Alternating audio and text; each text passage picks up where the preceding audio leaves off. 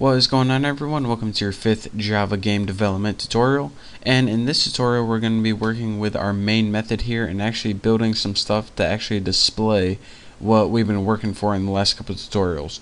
So the first thing that I'm going to teach you guys how to do is use this it's called the display mode method that I've been talking about, and in order to do this we need to set a variable equal to a display mode object.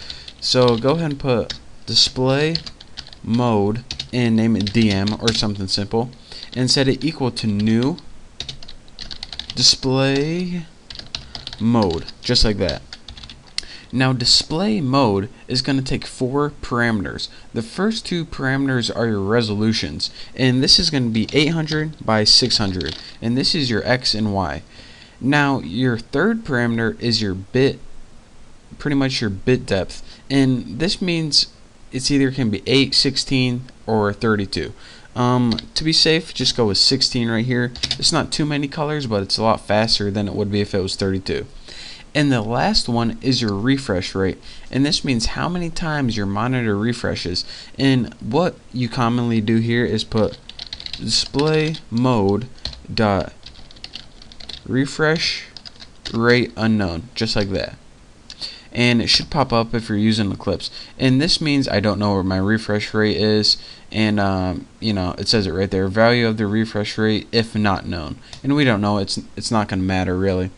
And now what we want to do is get an object of this class, and I named this class Bucky, so I'm going to name it Bucky B equals new Bucky. And we need the object of this class because aside from main, we're going to be building another method, and that's b.run. And that run method is actually going to take your display mode as a parameter. So that's why we needed to put the display mode right here. So let's go ahead and tighten this up and build that run method right here. And let's go ahead, and in this run method we're going to be pretty much setting the stuff what we want to appear on the screen. So public void run, and of course it takes the display mode as parameter, so we need to make it take it display mode DM. And we need this display mode because we pretty much need it to pass on the set full screen in here, and I'll go over this later on. This display mode in this run method is actually going to call set full screen, and you'll see why right now. But first thing what we're going to want to do is set the background, foreground, and font of our window. So set background right there, and what do we want to set this background to? Color pink. Looks good.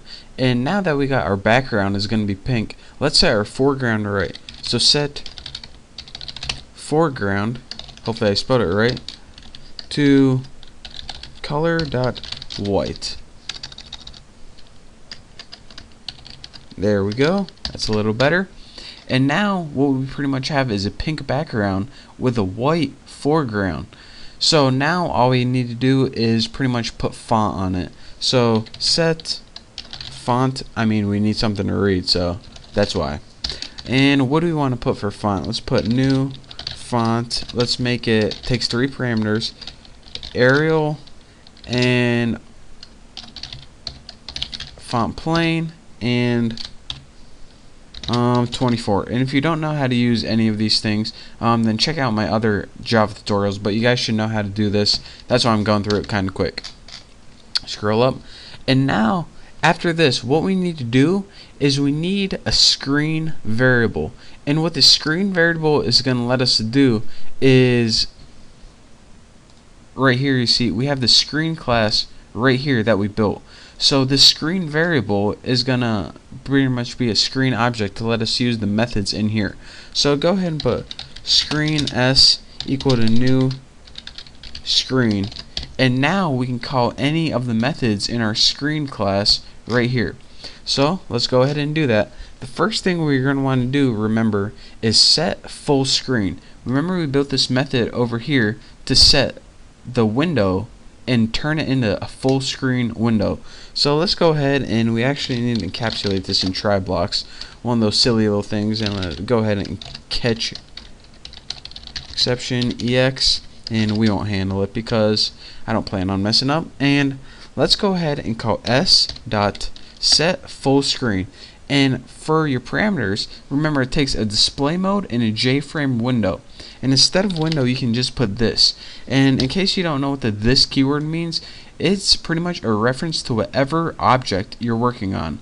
So it's pretty much a reference to this right here. And that's what the this keyword means. So inside this try block, you actually want to have another try block. So if this works, let's go ahead and put the thread to sleep. And what this is going to do when we put the thread to sleep, remember, when we put a thread to sleep, it does nothing. So once it sets it to full screen right here, we want it to do nothing for 5 seconds. That's 5,000 milliseconds. And if you're saying, alright, why would you want it to do nothing for 5 seconds? Well, if we didn't have it sleep at all, it pretty much would just set it to full screen. And down here, we're pretty much going to go ahead and put, let me find my finally, where's my first try? Try right there, catch, actually this is going to be finally s dot, and what do we name it? Restore. There we go. Restore screen. So here's what this is going to do, and we need to catch this. Catch exception ex, and don't handle it. So here's what this run method is doing in essence. What it's doing is it's changing all the font. That's all nice and neat. But it's changing it to full screen, and then it's waiting for 5 seconds, and then it's returning it to regular screen. And if we didn't have this at all, it would change it to full screen and then restore it back to normal size so fast we couldn't even tell that it was happening. So that's why we need to wait. We say, alright, once you get to full screen, just wait, pause, let us look at it a little bit, make sure we didn't mess up anything, and then after 5 seconds you can go ahead and restore it to normal screen. So I only got 3 minutes left, so let me hurry up and write my last method, and that is going to be right here. Public void paint, and his parameter graphics G. And for here, let's go ahead, G dot draw string, and 3 parameters. First, what do you want the string to say? This is gonna be awesome.